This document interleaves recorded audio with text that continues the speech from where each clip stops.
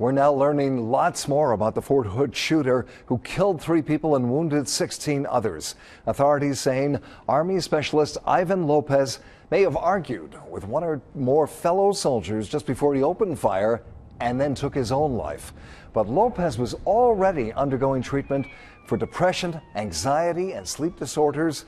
And though he saw no combat during 4 months in Iraq, Lopez was being evaluated for post-traumatic stress disorder. Today, Wale Aliu checked in with Wright-Patt Air Force Base to see what they're doing to make sure nothing similar happens here.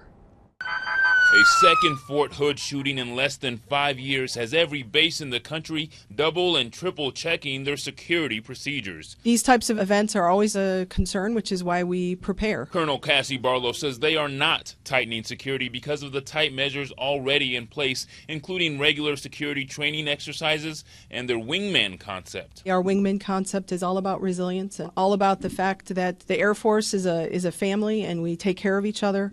And we focus on the comprehensive airman fitness model, which looks at all levels of fitness for our airmen: spiritual, physical, mental, and social fitness. Not only are there plenty of security measures in place to prevent something from happening here at Wright-Patterson Air Force Base, but there are also plenty of security measures in place for the aftermath of something happening. The first people that would enter an active shooter situation would be our security forces, and their goal is to get rid of the escalation. At that point, we have firefighters that are trained to go in and EMTs that are trained to go in with life-saving procedures, and we also have traumatic stress teams. People who stay near the base say they aren't scared, but surprised. We lived on military bases as children.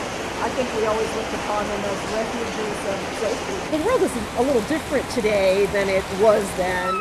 The Fort Hood shooting may not necessarily tighten security for the 27,000 employees at Wright-Patt right now, but it could change some things down the road. After the investigation, there will be a lot of lessons learned. I'm sure that will be shared across the Department of Defense. At Wright-Patt Air Force Base, Wale Aliu, ABC 22 News.